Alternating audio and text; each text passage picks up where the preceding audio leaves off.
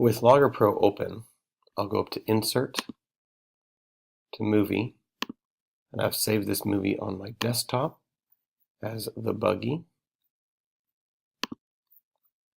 Open it up. Now with it open, we can go ahead and see it playing. We first see The Buggy.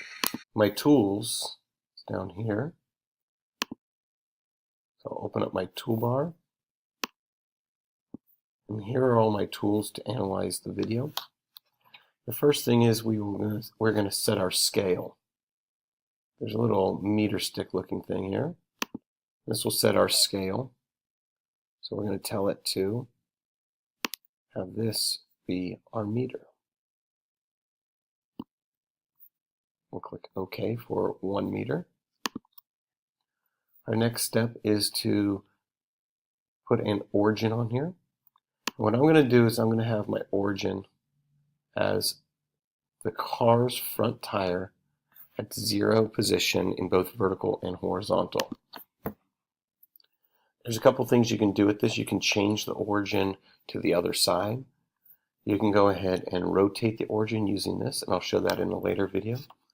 But for now, what we're going to do is we are going to establish the position vertically and horizontally for the car. So I'm going to go ahead and choose my marker, which is the second one from the top here. And I'm going to go ahead and click on that wheel, or in the center of the wheel, and that's going to be my marking for each time the car advances. Once I click, you're going to see that the video will advance 1 frame. You're welcome to advance it by 1 frame. So I'll go ahead and click and make my mark. It advanced 1 frame. I don't find that enough distance to actually, or enough displacement to show it. So I'm going to advance 4 more. And go ahead and click. 4 more. And I can actually advance this a little bit more if I wish to, maybe 9 more. I'm going to keep up this process.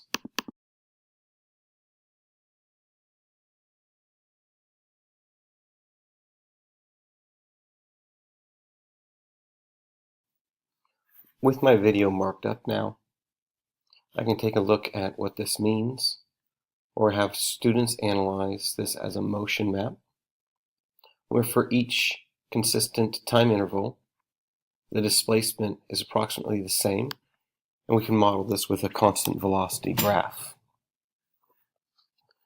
Now, sometimes students will make a mistake, and they might put a point in the wrong spot. Here I have a point in the wrong spot. It will mess up my data, or it will lead me to some analysis that might be incorrect. So I can come over here to my cursor and just highlight it or click on it and delete it. I go to Insert. I'm going to insert a meter. I'm going to do an animated display. So this box here is actually your workspace, or what's going to be where your vectors or where your arrows are going to show up. And they will be laid on top of your video. So I'm going to double click on this. And our horizontal range, I'm just going to choose from 0 to 5. Symmetric spacing is fine. I do want to leave footprints. And I got a lot of points in there. Maybe not every 10. So let's go with every 5. And what I want to do is I want to animate one of those points, or I want to animate the points. And the driver for that animation will be my X position and my Y position. And I do want to draw this on my video. And I want to show some vectors.